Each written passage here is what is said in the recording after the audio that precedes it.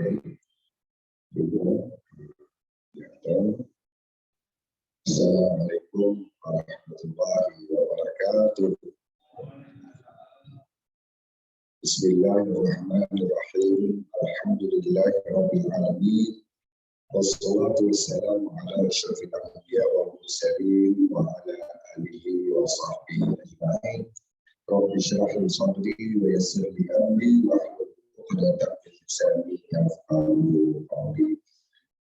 Bapak dan ibu jamaah salat subuh yang mudah-mudahan semuanya berkat rahmat dan ridha dari Allah Subhanahu wa taala. Alhamdulillah, alhamdulillah kembali bersama-sama kita berada di suasana Maidah Ilahiyah, di mana pada pagi hari ini dapat bersama-sama kita berkumpul dalam suasana menyenangkan. Dan alhamdulillah dalam kesempatan pertemuan ini saya mendapat kehormatan untuk memberikan satu kajian yang saya beri judul yaitu tentang masalah hati dan pengaruhnya dalam Al-Quran yang sekaligus juga berdampak positif atau negatif dalam kehidupan kita. Topik tersebut saya ambil karena sempat saya baca tentang buku Risalatul Mu'awanah, ya, lil wajibi min fi suluk tariqil akhirah. Risalah Al-Mu'awanah yang sempat 2 minggu lalu itu kalau tidak salah yang semestinya diisi oleh guru kita Bapak Abdi Kurnia, lalu beliau berhalangan hadir.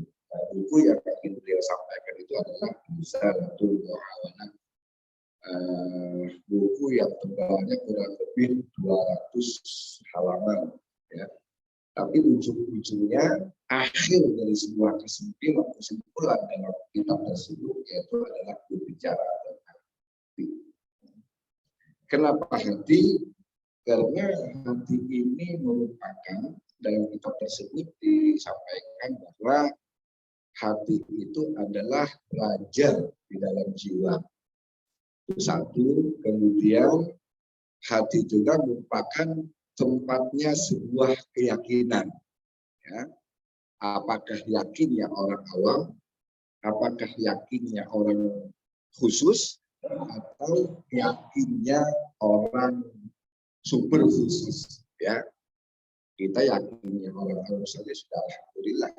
Karena kita meyakini secara umum, secara orang awam bahwa hari kiamat itu pasti ada surga, ada neraka, itu kita meyakini semua.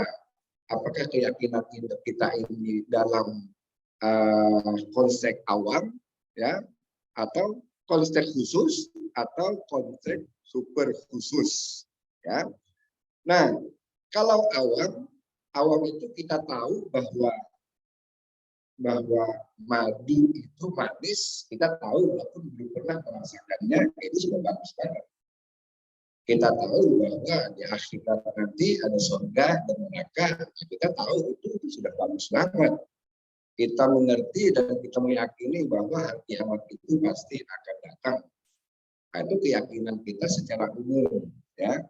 Kemudian ada keyakinan kita secara khusus. Sebagaimana tadi saya sampaikan, kita tahu bahwa madu itu manis, lalu kita rasakan, ya. Nah itu khusus namanya, gitu. Ya. Ada lagi super khusus. Nah super khusus ini tentu biasanya dimiliki oleh para wali, para nabi, dan para rasul. Itu keyakinan yang khusus. Sebagaimana juga ada hatinya orang awam, ada hatinya orang khusus, ada hatinya orang yang super khusus. Nah, kita di awam saja sudah bagus banget, ya. Apalagi berusaha untuk menjadikan hati kita sebagai hati yang khusus. Gitu.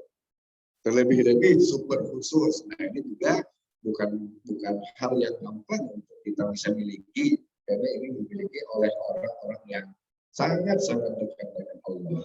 Apakah para wali, apakah para nabi, apakah para rasul Allah itu. Jadi keyakinan mereka, hati mereka itu adalah berada di level-level yang sangat-sangat tinggi. Ya. Nah, baik. Kenapa?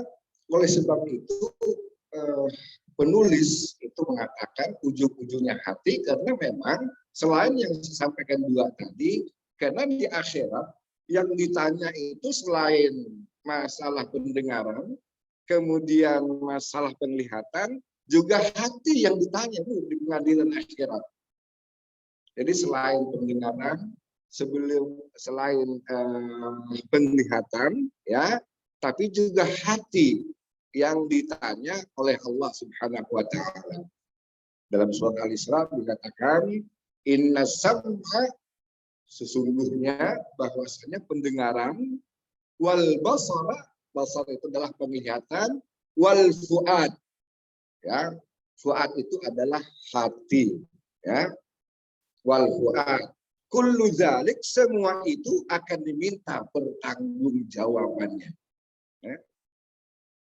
Lalu ada yang bertanya, Ustaz, yang ditanya adalah pendengaran, penglihatan, dan juga hati. Kenapa hati yang ditanya? Bapak dan Ibu yang saya hormati, kalau saya bertanya, tempat kita berpikir itu di mana? Nah, tempat kita berpikir, kata Pak Anton tadi, di otak. Mungkin ada yang lain. Kalau kata dokter, tempat kita berpikir di otak, ya. Jadi apa yang dikatakan oleh Pak Anton tadi sependapat dengan apa kata dokter, ya. Sebab argumentasi pada dokter, kalau otaknya rusak, maka rusak pula pemahamannya, ya. Ya, itu kata siapa? Kata dokter. Tapi kalau kita tanyakan, ya, kita tanyakan kepada Imam Syafi'i misalnya. Imam Syafi'i mengatakan bahwa tempat berpikir itu bukan di otak, adanya di hati. Ya. Tempat berpikir itu bukan di otak, tapi ada di hati. Karena beliau mengatakan istafti qalbak, ya, tanyakanlah hatimu. Jadi bukan tanyakanlah otakmu. Jadi ada dua nih tempat berpikir itu, ada yang mengatakan di otak, itu pendapatnya Abu Hanifah dan para dokter. Ya, argumentasi mereka kalau otaknya sudah rusak, maka rusak pula akalnya, pemahamannya gitu. Tapi Imam Syafi'i dan orang-orang filsafat mengatakan bahwa tempat berpikir manusia itu adanya di hati, dan ini sejalan dengan Al-Qur'anul Karim. Ya. Al-Qur'anul Karim mengatakan bahwa tempat berpikir itu bukannya di otak, tapi adanya di hati. Contohnya mana? Contohnya misalnya dalam surat Qaf. Dalam surat Qaf yang tadi saya baca, cuma ayatnya nggak saya bacakan tadi, yaitu inna fi dzalika ladzikra liman kana lahu qalbun. Liman kana lahu qalbun aw alqasam wa huwa syahid. Itu di ayat ke-37. Ya. Orang meninggal peringatan nggak buat kita sebagai manusia? Peringatan kan, ya, atau orang yang meninggal sebagai peringatan bagi kita sebagai manusia. Ya, manusia yang mana? Manusia yang berakal, manusia yang berpikir, atau manusia yang punya hati? Jadi kematian yang pernah kita hadapi, entah tetangga kita, saudara kita, teman kita, itu adalah sebagai zikra. Inna fi dzalika ladzikra, sebagai peringatan, ya, bagi manusia yang punya hati. Jadi bukan yang punya akal, ya, yang punya hati. Karena hati itu dalam Al-Quran di mana manusia tempat berpikir, bukan di otak. Itu sebabnya kenapa pengadilan akhirat itu yang ditanya adalah hati. Ya, wal fuad, pendengaran, kemudian penglihatan, wal fuad. Fuad itu hati juga, Bu. Jadi tidak selamanya hati itu qalb, qulub. Memang dalam Al-Qur'an qulub, tapi ada juga fuad. Inna sam'a wal basar wal fuad. fuad, semuanya itu adalah dimintai pertanggungjawabannya. Jadi hati juga ditanya, hati yang mana nih? Karena hati ini kan terdiri dari tempat stasiun lah ya. Yang pertama adalah dada. Dada ini pintu gerbangnya untuk memasuki hati, tapi dia bagian daripada hati. Ada ayatnya yang berbunyi kan, alam nashrah laka sadrak. Jadi dada itu adalah disebut sadar. Lapangkanlah dadamu, kan gitu ya. Nah, semoga dada kamu lapang, kan gitu. Maksudnya dada ini yang termasuk hati juga. Makanya Allah mengatakan kepada Nabi Muhammad, alam nashrah laka sadrak. Bukankah kami telah lapangkan dada kamu? Ya, kepada Nabi Muhammad ya. Dan doa kita juga sering kan, Rabbishrah li sadri. Wahai Tuhanku, lapangkanlah dadaku. Ya. Jadi dada itu juga bagian daripada hati. Tapi itu yang di depan, lingkaran yang pertama. Jadi orang yang bisa melapangkan dadanya, karena kelapangan dada itu sama identik dengan kesabaran. Identik dengan kesabaran. Jadi orang sabar, orang yang yang dadanya selalu lapang ya di dunia ini, maka memiliki keistimewaan di akhirat nanti. Mereka yang punya sifat kesabaran, sifat lapangan dada, ya itu nanti dipanggil oleh malaikat sebelum memasuki surga. Karena manusia-manusia yang memiliki sifat-sifat ini dianggap manusia-manusia yang istimewa. Bagaimana enggak istimewanya, Pak? Orang yang sabar dalam menghadapi ujian itu kan nggak gampang, ya kan? Sabar atau lapang dada ketika ada orang yang menyakiti kita, ya, nah itu bukan persoalan yang gampang, yang mudah kita lakukan gitu. Sabar ketika kita dizalimi, lapang dada ketika kita disakiti. Nah, mereka yang memiliki sifat-sifat seperti itu diistimewakan oleh Allah di akhirat, dan itu dipanggil oleh para malaikat sebelum masuk surga. Ya. Kalian sampai jadi istimewa begini, apa yang pernah kalian lakukan di dunia ini? Kata malaikat. Lalu mereka menjawab, kami sabar ketika kami dizalimi dan kami berlapang dada ketika kami disakiti. Nah, kira-kira ada yang bisa kayak begini nggak? Lapang dada ketika kita disakiti. Nggak gampang kan, Pak? Berat. Yang ada bisa balas dendam. Gitu. Nah, oleh karena itu pertanyaan akhirat, kenapa yang ditanyakan adalah hati? Karena hati ini langsung menuju sasaran. Kalau pertanyaan akhirat itu ditujukan kepada otak, ya pasti kan dia akan membela diri, kan? Ya berbelit-belit, ngeles, mencari kebenaran apa yang dia lakukan, kan begitu. Coba kalau kita pengadilan di dunia ini saja misalnya, di kehakiman, di pengadilan, ya kan, pasti di samping membela diri juga ada kuasa hukumnya, ya gitu, membenarkan yang tadinya salah. Ya gitu. Nah itu kan otak yang bermain, pikiran bermain. Jadi kalau pengadilan akhirat yang ditanyakan otak nggak selesai, ya kan? Allah tidak mau, ya. Kenapa orang itu melakukan tindak pidana? Kenapa dia bisa mencuri? Ya, mungkin menjawabnya A, B, C, D. Ya. Kenapa orang itu bisa membunuh? Karena jawabannya A, B, C, D. Macam-macam. Ya, nggak sengaja, tidak sengaja, yang jelas berusaha untuk membela diri. Ya, motifnya pun macam-macam. Ini ramai motif. Ya, lagi ramai ini. Di sana nggak ada.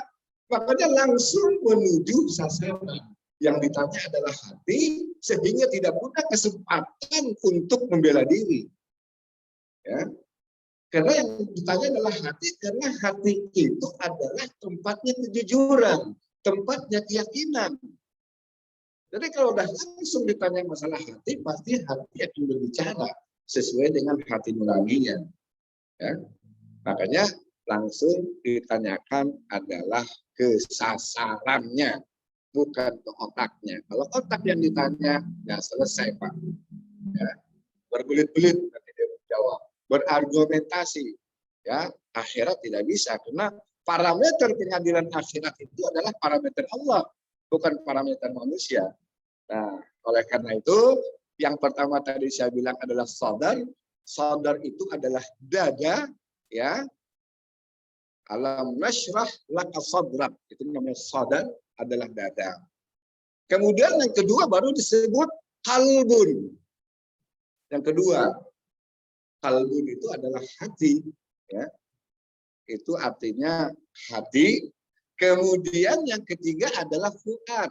Yang tadi saya sampaikan dalam surat Al-Isra, inna sam'a wal basra wal fuad. Nah, fuad itu adalah hati yang terdalam. Jadi di dalam hati itu ada anunya, ada kedalamannya. Nah, itu yang terdalam adanya di dalam fuad. Disebut fuad. Ada lagi ya? Ada lagi Pak Bu. Yaitu inti yang paling dalam. Inti yang paling dalam disebut lub. Kalau bahasa kita sehari-hari kan di lubuk hati gitu. Lub atau lubuk. Ya, kalau bahasa kita kan lubuk. Nah, ini inti yang paling dalam. Jadi kalau kita mengatakan kepada istri, kau selalu di hatiku. Hati yang mana nih? Apa yang dada? Apa yang hati? Atau yang dalamnya hati? Atau intinya yang paling terdalam? Jadi kalau lautan samudra, ya samudra apa yang paling luas itu apanya paling dalam?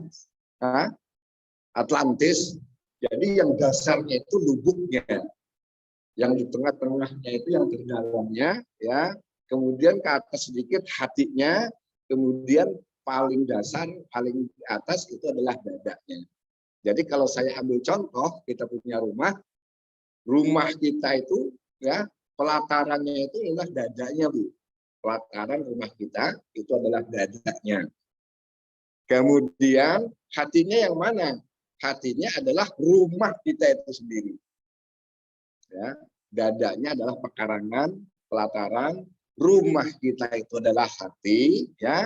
Kemudian fuadnya di mana? Fuadnya itu adanya di dalam rumah, di mana rumah itu terdapat kamar-kamar yang ada kuncinya, ya. Bahkan barangkali dalam kamar itu ada barang-barang berharga, ya. Ada emas, intan, berlian di dalam kamar itu. Dan belum tentu kita memiliki kuncinya. Ya. Nah, itu adalah yang fuad, Bu, yang terdalam. Makanya kadang-kadang rahasia itu kan adanya di fuad, Bu. Adanya di fuad.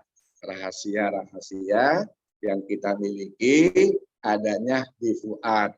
Karena di dalam rumah itu ada kamar, ya, kemudian kita simpan barang berharga itu, rahasia itu. Tidak bisa dibuka kecuali kita harus memiliki kuncinya. Itu fuad, itu juga dalam banget itu. Lalu bagaimana dengan lubuk? Nah, lubuk ini kalau saya ibaratkan, kalau dada itu adalah cahaya Islam, ya, cahaya Islam, dada. Kemudian hati itu adalah cahaya iman. Kemudian fuad itu adalah cahaya ma'rifat, ya, cahaya ma'rifat. Wah, ini berat ini untuk cahaya ma'rifat, berat banget itu. Kemudian lubuk adalah penyatuan dua cahaya. Nah, ini nggak gampang gitu. Makanya kitab Al-Mu'awanah, ya, Risalatul Mu'awanah yang ditulis oleh Habib Abdullah Alwi itu, yang dicetak pada tahun 94, itu mengajak manusia untuk melenturkan hati dalam kehidupannya, ya, sehingga ketika di akhirat itu gampang menjawab pertanyaan-pertanyaan Allah. Jadi hanya masalah hati saja, Pak, Bu, itu sudah 200 halaman, ya, luar biasa. Kita paling banyak 1 jam sini membicarakan, ini 200 halaman. ya, karena saking dalamnya bahasanya, termasuk keyakinan tadi, termasuk 4 hal tadi, ya, dan termasuk di mana posisi hati kita berada. Apakah hati kita termasuk hati yang buta, apakah termasuk hati yang sakit, atau hati yang selamat. Ini kita yang mengetahuinya. Makanya dalam surat Al-A'raf itu ada berbunyi, walaqad zara'na li jahannama katsiran minal jinni wal ins. Telah kami siapkan neraka jahanam itu untuk jin dan manusia. Kita bicara manusia. Kenapa? Lahum qulub. Qulub jamak daripada qalb.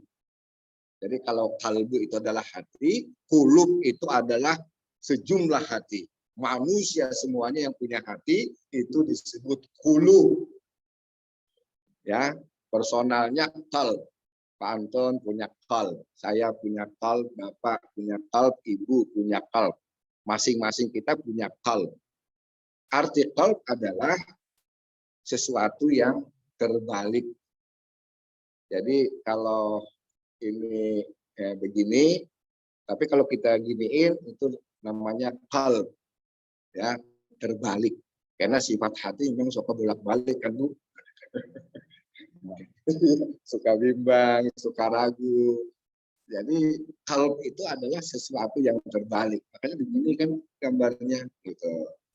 Nah, dalam tajwid juga kan ada iklab, ya, iklab, nun mati misalnya ketemu ba atau tanwin ketemu ba, ya itu disebut iklab dari qalb juga, ya.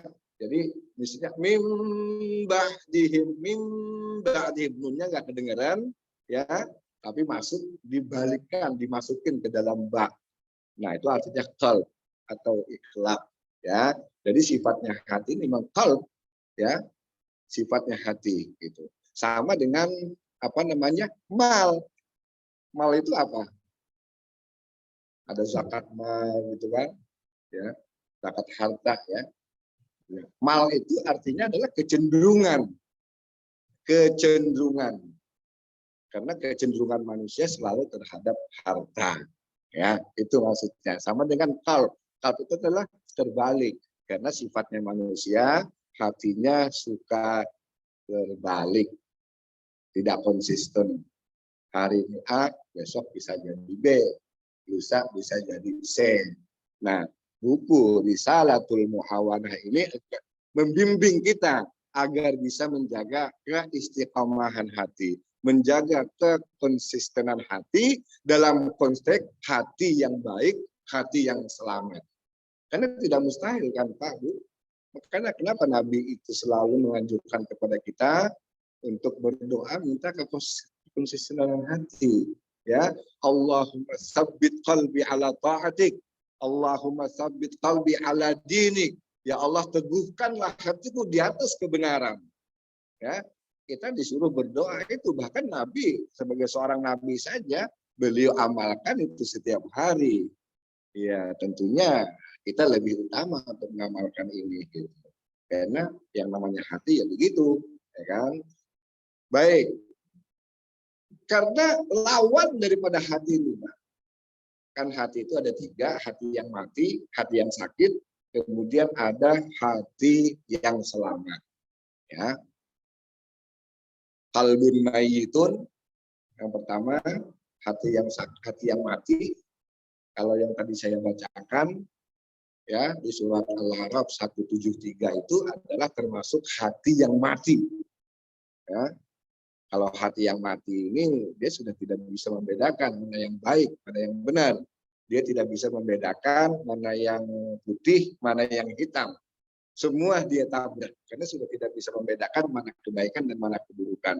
Bagi dia adalah sama. Kenapa? Karena hatinya sudah mati. Ya. Nah, itu tadi di ayat Al-A'raf 173. Nah, kemudian ada hati yang sakit. Ya. Kalau Ibu sering baca Al-Baqarah itu di ayat 10 kan ada fi qulubihim maradun fazadahumullahu marada.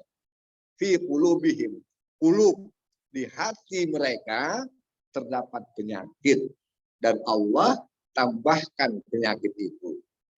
Di ayat ini bukan penyakit yang kita kenal dalam istilah ilmu kedokteran, bukan.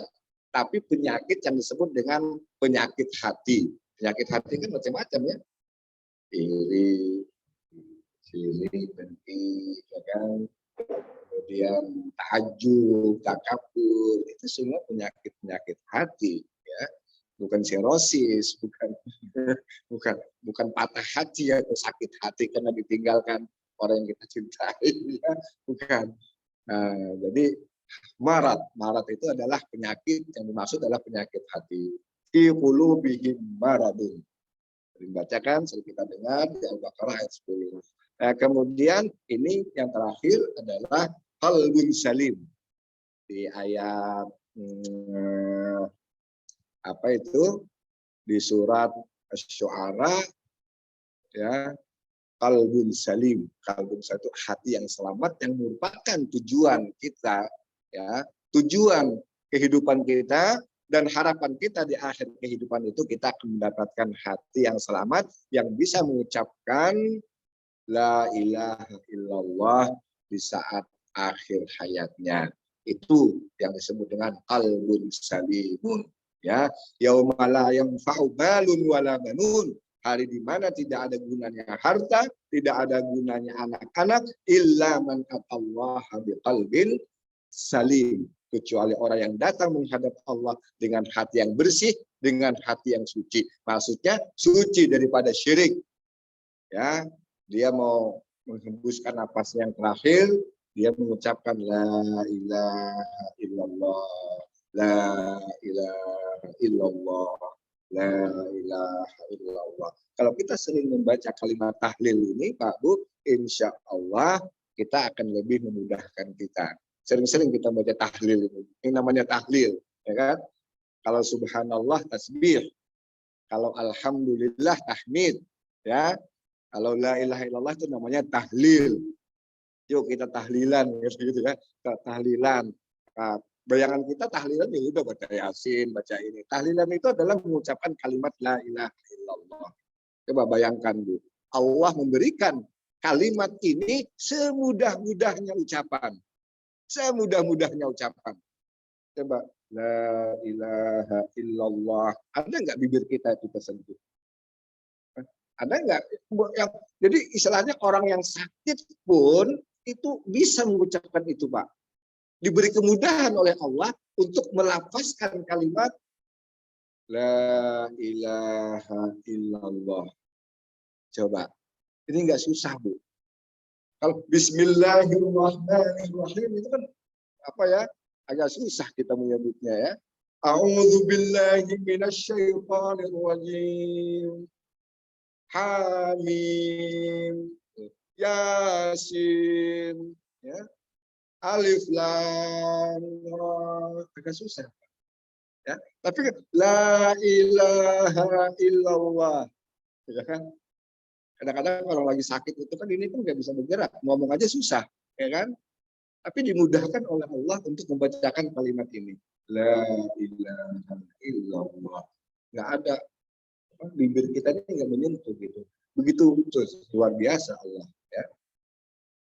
Nah, oleh karena itu kebiasaan orang itu meninggalkan sebagaimana kebiasaannya. Kebiasaannya dia sering mengucapkan la ilaha illallah, maka insya Allah dia akan meninggal dalam keadaan seperti itu. Dalam keadaan lebih mudah untuk membacakan la ilaha illallah. Baik. Harapan kita dan kehidupan kita ini adalah agar menjadi qalbun salim, hati kita yang selamat. Tapi kan tidak gampang, tadi saya bilang ya. Tidak gampang. Karena musuh kita juga banyak, Bu. Musuh yang ada di dalam jiwa kita.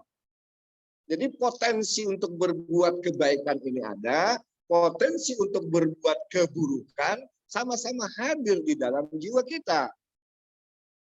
Allah menginginkan agar hati kita menjadi terang benderang.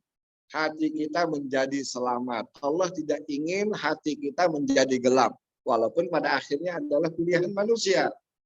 Hidup itu kan pilihan. Mau yang mana dipilih. Tapi Allah sudah kasih rambu-rambunya. Sebagaimana Allah menciptakan siang dan malam. Mana yang duluan Bu? Allah menciptakan malam apa siang? Bu, malam apa siang Allah ciptakan duluan? Ya, malam ya. Allah menciptakan malam yang lebih dulu ketimbang siang. Ya, jadi siang belakangan, malam dulu. Ya, karena di mana-mana kalau Ibu membaca Al-Quran itu pasti ketemu. Pasti malam dulu dia dahulukan kalimatnya, baru siang. Ya, lail innal laila wan nahar, selalu lail dulu. Ya, bahkan ada suratul lail, ya, surat yang namanya surat malam. Ya, tidak ada surat terang, surat siang nggak ada. Tapi adanya surat Asy-Syams. Ya, ada surat Asy-Syams kan? Surat Asy-Syams itu ada. Artinya terang kan, Syams itu matahari. Syams itu matahari. Ini bukan berarti karena Allah menamakan ini surat Asy-Syams karena siang yang didahulukan, bukan. Tapi kalau kita lihat di ayat 7-nya, wa nafsi wa ma sawwaha fa alhamaha fujuraha wa taqwaha, menginginkan agar hati jiwa kita ini seterang-terangnya sebagaimana terangnya matahari. Nah, jadi kaitannya surat Asy-Syams ini adalah bagaimana jiwa kita, hati kita menjadi terang seterangnya matahari. Ya, walaupun pada saat yang bersamaan wa nafsi wa ma sawwaha fa alhamaha fujuraha wa taqwaha. Di dalam jiwa manusia itu Allah ilhami, ya, Allah berikan jalan kebaikan dan jalan keburukan. Dua-duanya hadir bersama-sama. Itu. Nah, ini mana yang harus kita pilih? Keburukan akan menggelapkan hati. Kebaikan akan menerangkan hati. Itu. Makanya Allah menginginkan terangilah hatimu sebagaimana matahari bisa menerangi bumi. Itu dah Asy-Syams itu. Ya. Makanya Allah menyebut nafs. Wa nafsi wa ma sawwaha. Nafs. Apa nafsu itu kalau bahasa kita? Nafsu. Ya. Kita menyebutnya ada nafsu, hawa nafsu. Ya. Di sini nafs. Nafs itu adalah jiwa. Ya. Nafs adalah jiwa. Di jiwa manusia ini telah diilhami jalan kebaikan dan jalan keburukan. Ya. Nah, oleh karena itu yang namanya jiwa, berarti jiwa itu kalau orang nggak ada jiwanya mati ya. Ya? Atau nggak ada jiwa, apa bedanya antara roh dengan jiwa? Roh adalah jiwa itu sendiri ya, dan jiwa itu adalah roh. Ya. Jadi nafs adalah ruh adalah nafs. Jadi ulama ketika berbicara tentang ruh, maksudnya adalah nafs. Ketika mereka bicara tentang nafs, maka yang dimaksud adalah ruh. Tapi uniknya, kita tahunya kan ruh, ya. Kalau nggak ada ruh, kan mati orang itu, ya. Ruh kalau sudah terpisah dengan jasad, maka matilah jasad itu, ya. Kalau ruh kan nggak ada mati-matinya. Tahunya kan kita itu, tidak pernah tahu tentang nafs, ya. Padahal Allah mengaitkan kehidupan dan kematian manusia itu melalui nafs. Melalui nafsu. Pernah kan dengar ayat berbunyi begini? Kullu nafsin kullu nafsin dha'iqatul maut. Setiap nafs itu pasti akan merasakan mati. Kenapa bukan setiap ruh akan merasakan mati? Ya, tapi Allah mengaitkan kehidupan dan kematian justru dengan nafs, bukan dengan ruh. Walaupun ruh itu adalah nafs itu sendiri, karena ulama mereka tidak berani berspekulasi Pak tentang ruh itu. Jangankan para ulama, orang Nabi saja ditanya, wa yas'alunaka 'anir ruh. Mereka bertanya kepada Muhammad tentang ruh, kulir ruh min amri rabbi. Katakanlah wahai Muhammad bahwa ruh itu adalah urusan Tuhanku. Jadi Nabi tidak pernah berspekulasi nggak pernah bisa menjawab Nabi, langsung diserahkan kepada Allah. Ya, makanya para ulama tidak berani berspekulasi apa itu ruh. Cuman maksudnya adalah nafs, tapi tidak bisa menjabarkan, ya, karena itu adalah urusan Tuhan. Tapi berkaitan dengan kehidupan dan kematian, Allah mengaitkannya dengan nafs. Ya, kullu nafsin dha'iqatul maut. Bukan kullu ruhin dha'iqatul maut. Ini Pak. Jadi mempunyai rahasia sendiri ini. Apa itu nafs? Nah, kalau bahasa kita, kalau dilihat di kamus bahasa Indonesia itu ya jiwa. Ya. Kalau hawa nafsu, hawa itu bahasa apa ya Pak? Hawa. Hawa itu bahasa apa Pak? Bahasa Arab atau bahasa Indonesia? Saya pikir itu adalah bahasa Arab ya. Hawa nafs. Hawa nafs. Cuman kita selalu sering mengucapkan hawa nafs. Ya. Sementara di Timur Tengah itu jarang mengaitkannya atau hawa nafs, tapi nafs saja yang mereka sebut, ya, bukan hawa. Ya. Hawa itu kan adalah kecenderungan. Hawa itu kecenderungan, ya, keinginan itu hawa. Nah, jadi rupanya nafs ini juga memiliki bermacam-macam, ya. Ada jiwa yang jahat, ada jiwa yang lawamah, kemudian ada jiwa yang mutmainnah. Nah, itu tadi 3 Pak. Jiwa yang jahat, karena pada hakikatnya, pada dasarnya, yang namanya nafs itu selalu mengajak kepada perbuatan-perbuatan yang buruk. Ya. Innan nafsa la'ammaratun bisu. Di situ dalam surat Yusuf. Ibu tahu kan Bu ya cerita Nabi Yusuf bagaimana dengan Zulaikha, dengan istri seorang raja, ya, di surat Yusuf itu. Innan nafsa la'ammaratun bisu illa ma rahima rabbi. Nafsu itu, nafs kita semua memilikinya, selalu cenderung untuk berbuat keburukan. Apa Nabi Yusuf waktu itu tidak tertarik Pak ketika diajak ya kencan sama istrinya raja? Tertarik apa tidak? Tergiur atau tidak? Tergiur sebagai seorang manusia karena mempunyai nafsu juga. Nabi Yusuf sama kayak kita, Bu, mempunyai nafsu, mempunyai kecenderungan untuk melakukan satu keburukan. Karena ini kan sudah melekat sejak kita lahir. Kita tidak bisa hilangkan itu, Bu. Tidak bisa hilangkan.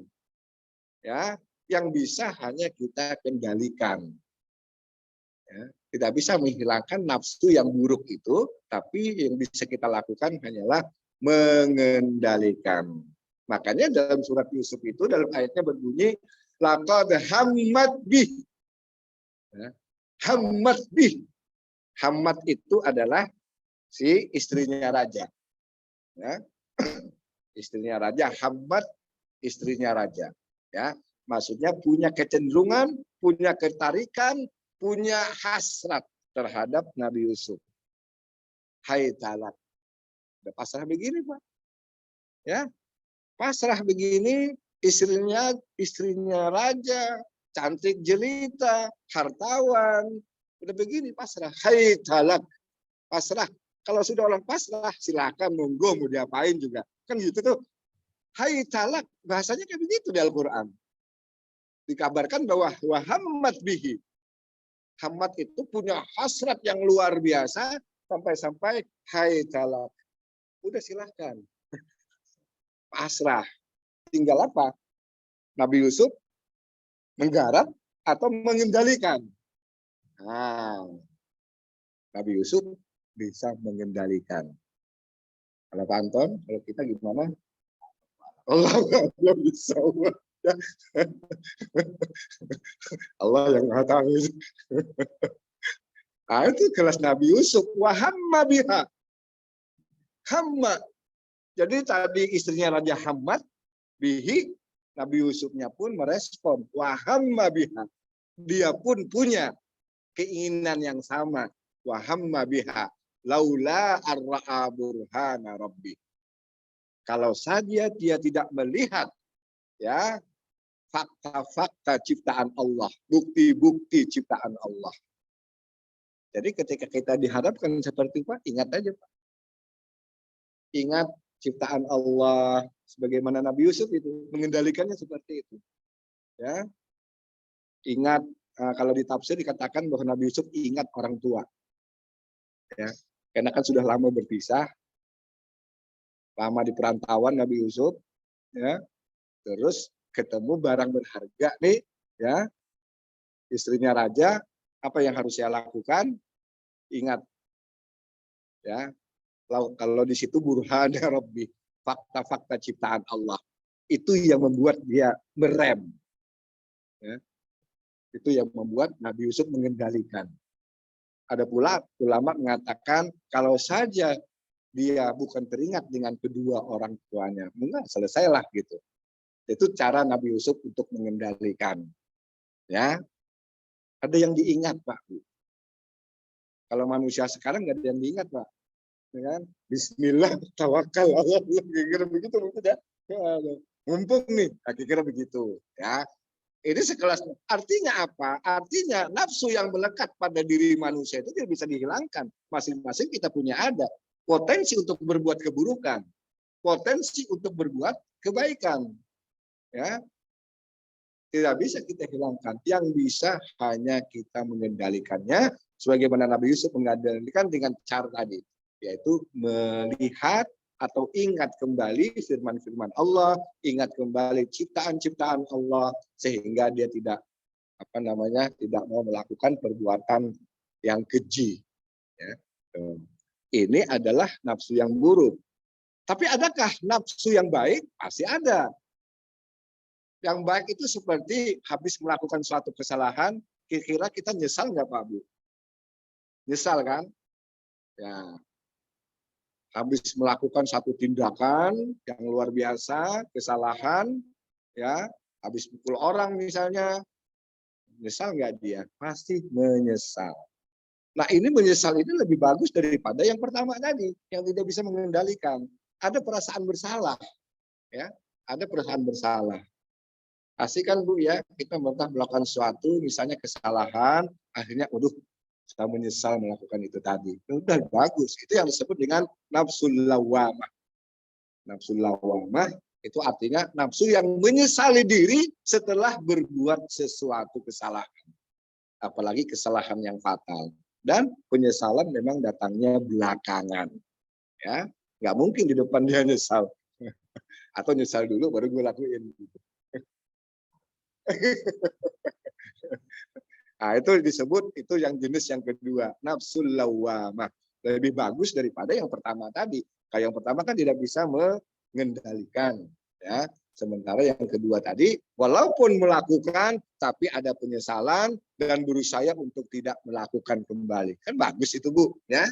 Nah, kemudian ada yang ketiga ini. Nah, inilah tujuan kita bersama, yaitu an-nafsul mutmainnah. Ya. Jiwa yang tenang, ya, jiwa yang tenang adalah jiwa yang diridhai oleh Allah Subhanahu wa taala. Ya ayyuhan nafsul mutmainnah, ya, irji'i ila rabbiki radhiyatan mardiyah fadkhuli fi ibadi wadkhuli jannati. Itu dipanggil oleh Allah jiwa yang tenang, ya. Siapa yang dipanggil? Ya mudah-mudahan dipanggil ke kita semua gitu. Wahai jiwa yang tenang, ya.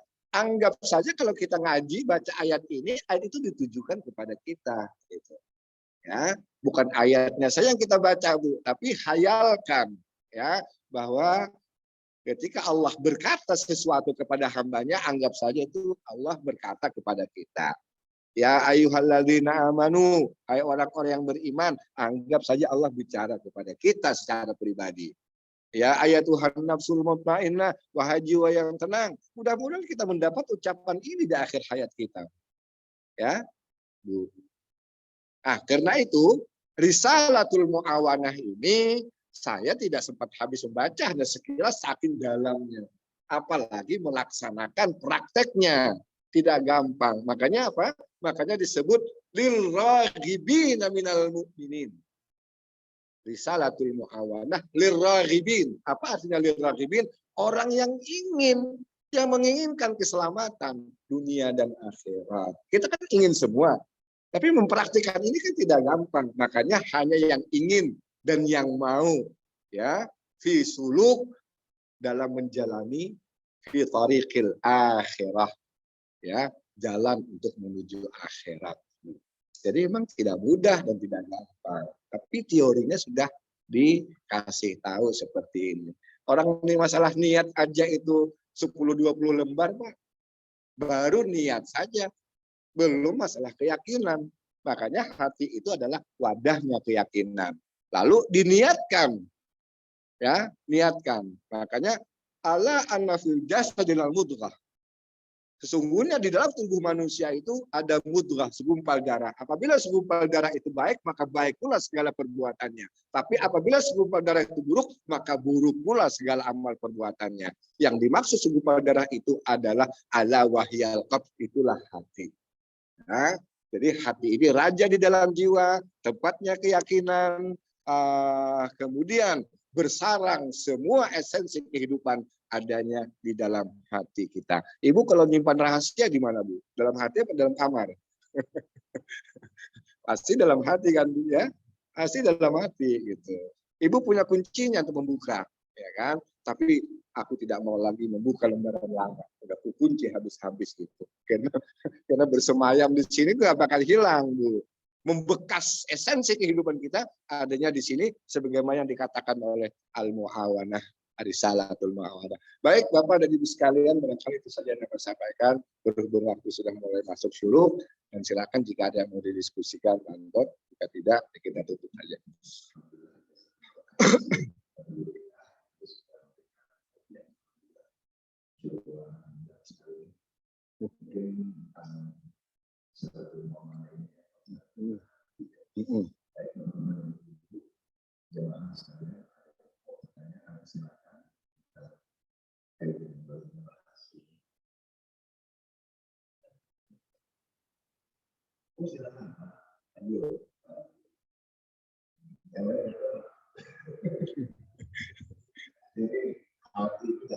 Iya. Iya.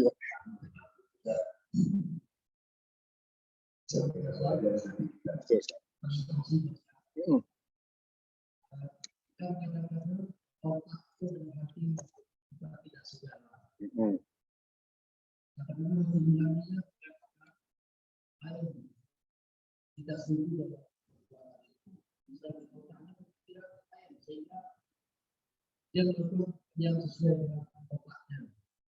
Nah, yang butuh pokok itu perbuatannya. Kalau kita perbuatannya tidak setuju dengan pokok itu. Tapi tidak akan begitu sebetulnya. Ini apakah dosanya berkurang atau berkurang?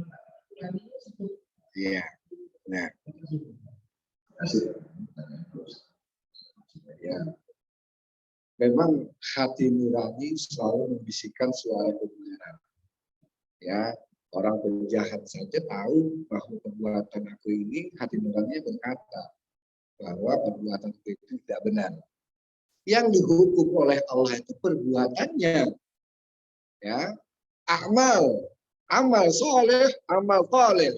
Amal soleh diganjar dengan kebaikan, amal toleh, ya, keburukan itu yang mendapat sanksi hukum dari Allah Subhanahu Wa Taala. Walaupun hati nurani siapapun, Pak, pasti bersuara kebenaran. Itu adalah suara hati. Suara hati yang mengeluarkan kebenaran adanya di nurani, di fuad. Kita tidak bicara lubuk, Pak, ya. Lubuk itu sudah punyanya Nabi, punyanya para rasul. Ibarat hati fuad ini adalah kita sekelas Kali Ciliwung, ya, tapi lubuk itu adalah samudra yang sudah luas. Ya, ini dimiliki oleh para rasul. Dan kita di nurani saja, di inti terdalam, bukan yang paling dalam, ya. Itu pasti mengatakan bahwa perbuatan saya ini adalah perbuatan yang tidak baik. Penjahat, pencuri tahu, hati nuraninya berkata. Seorang ibu buang bayinya, banyak kan cerita itu kita dengar, ya, hatinya menyesali, ya, hati nuraninya berkata bahwa perbuatan itu tidak benar. Tetapi karena hatinya masuk ke dalam yang tadi, hati yang mati, maka hati nurani tidak pernah bisa didengar. Ya, hati nurani itu nggak pernah didengar. Suara hati itu, suara kalbu itu, kata Titi Deji nggak pernah didengar, ya Pak. Jadi apa yang ada di otaknya. Lalu apakah otak dengan hati itu? Hati dan otak itu adalah dua kekayaan besar yang dianugerahkan oleh Allah kepada manusia. Hati adalah tempatnya, kemudian otak memproses tempat itu. Ya, kadang-kadang kenapa tidak sejalan? Harusnya saling bersinergi, Pak. Ibarat mesin mobil dengan rem. Kalau kita injak terus gas, ya kan, bahaya nih dalam perjalanan. Maka fungsi otak adalah untuk mengendalikan. Itulah remnya. Begitu juga sebaliknya, saling berfungsi satu sama lain, saling mengingatkan satu sama lain. Makanya ada gas, ada rem kan. Ibarat sebuah kendaraan saling mengingatkan satu sama lain. Ketika gas terus diinjak terus, maka kata ini, kata akan kendalikan dong, injak rem, ya kan? Atau rem terus nggak jalan-jalan, kapan jalannya? Ayo injak dengan gasnya, tapi hati-hati. Jadi bersinergi dan harus saling mengingatkan satu sama lain. Harusnya begitu, Pak. Tapi kadang-kadang enggak. Kadang-kadang adalah mengikuti kehendak pemikiran, ya, kehendak nafsu itu tadi. Dan nafsu harus dikendalikan, bukan diikuti, ya, tapi dikendalikan. Nah, untuk mengendalikan ini tentu kelasnya di mana? Apakah hati yang marid atau hati yang salim, yang baik, yang selamat? Cara sih begitu, Pak. Jadi yang disanksi itu adalah perbuatannya.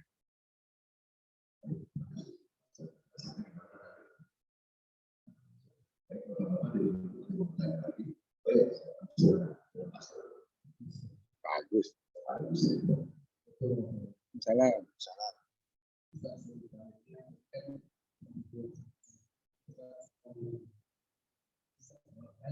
Ya. Iya, ya, bukan 50. Ya.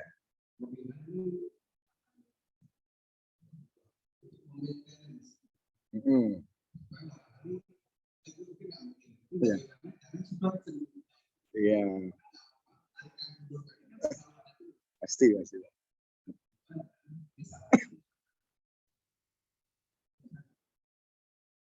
Iya. Baik. Idealnya kan begitu, Pak. Bahwa kita tuh pengen istiqamah dalam hal apapun. Apalagi dalam konsistenan masalah hati, keteguhan hati. Nabi itu tahu bahwa kita umatnya ini tentu tidak tidak konsisten dalam berbagai masalah. Makanya Nabi mengajarkan ini doa, ya muqallibal qulub, tsabit qalbi, dibaca ini sering-sering. Ya, itu yang paling gampang. Yang paling susahnya ngikutin yang risalah tadi, Pak. Berat itu, ya, berat. Menanamkan keyakinan, tanamkanlah selalu niat yang baik. Jangan ada pikiran niat yang jelek dalam kehidupan kita, sekalipun belum terlaksana. Tanamkan selalu niat yang baik. An-niyah, al-ikhlas lillah. Lalu ikhlasnya sejauh mana? Wah, itu banyak, Pak, ya. Tapi intinya bagaimana caranya? Nabi Muhammad saja, Pak, paling berat yang beliau terima itu adalah ketika perintah istiqamah. Istiqamah, kama umir. Istiqamahlah kamu wahai Muhammad, apa yang aku perintahkan. Itu paling berat yang diterima Nabi. Nabi saja berat, makanya beliau ya muqallibal qulub tsabbit qalbi ala ta'atik. Dalam surat Hud itu, Pak. Fastaqim kama umir. Istiqamahlah engkau wahai Muhammad, apa yang pernah aku sampaikan kata Allah. Nah itu paling berat diterima oleh Nabi. Bagaimana kita, Bang? Tapi kita tetap berusaha, ya kan? Dengan teori-teori kita praktekkan dari yang katakanlah lawamah bisa kita hilangkan, salim, gitu. Ya kan tidak mungkin juga kan Islam seorang Muslim itu kan ada apa namanya? Ada zalimul li nafsi, dia menzalimi dirinya sendiri, ya kan? Kemudian ada yang muqtasid yang ada di tengah-tengah, kemudian naik ke yang lebih tinggi lagi. Ya, mudah-mudahan kita bukan termasuk yang zalimul li nafsi, di tengah-tengah sajalah gitu kan. Nah, tapi tetap berusaha gitu. Kan kita ini nggak selesai usahanya, Pak. Ya habis kita usaha terus. Kita ngaji aja nggak selesai. Selalu sampai akhir hayat kita tuh kita dalam keadaan ngaji terus, dalam keadaan belajar terus, dalam keadaan usaha terus. Selebihnya adalah yang Maha Kuasa, ya. Yang penting tanamkan terus niat yang baik. Itu salah satu anjuran dari risalah kita. Nah, bagaimana untuk menerjemahkan ini bahasanya memang tidak mudah juga, ya. Kalau dari bahasa Indonesia ke bahasa Arab lebih gampang, lebih mudah. Tapi kalau ke bahasa Arab ke Indonesia itu banyak sekali padanannya gitu ya. Nah, tentu kita harus menggandeng orang siapa ya gitu. Sementara ini selama ini belum ada yang menerjemahkan dan ini cetakan tahun 94 dipercetakan di Hadramaut ya. Luar biasa itu Pak. Apa namanya? Bimbingan. Cuman tinggal bagaimana ya kita mempraktekannya itu saja sih. Berat memang Pak, tapi ya fattakullah mastata'tum kata Allah, sesuai dengan kemampuanmu saja. Baik, itu saja.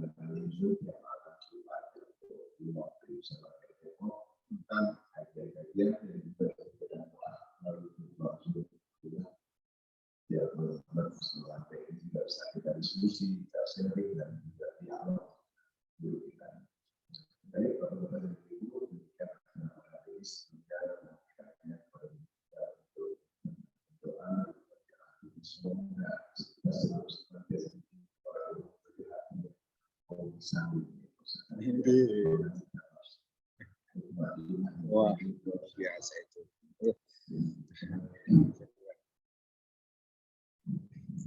Bismillahirrahmanirrahim. Alhamdulillahirabbil alamin. Wassalatu wassalamu ala asyrofil anbiya'i wal mursalin wa ala alihi wa sahbihi ajma'in. Allahumma ij'al istima'ana hadha istima'an marhuma waj'al tafarruqana ba'dahu tafarruqan ma'suma wa la taj'al fina wa la ma'ana shaqiyya wa la mahmuma. ربنا تقبل منا انك انت السميع العليم وتب علينا انك انت التواب الرحيم. اللهم اشرح صدورنا ويسر امورنا برحمتك يا ارحم الراحمين. رب اشرح لي صدري ويسر لي امري واحلل عقدة من لساني يفقهوا قولي. اللهم زدنا علما نافعا وعملا متقبلا برحمتك يا ارحم الراحمين. ربنا آتنا في الدنيا حسنة وفي الآخرة حسنة وقنا عذاب النار. وصلى الله على سيدنا محمد وعلى آله وصحبه أجمعين. سبحان ربك رب العزة عما يصفون وسلام على المرسلين والحمد لله.